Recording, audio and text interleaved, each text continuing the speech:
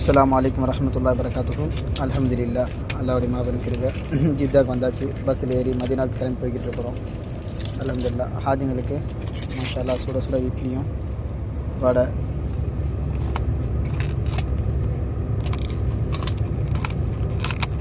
chutney,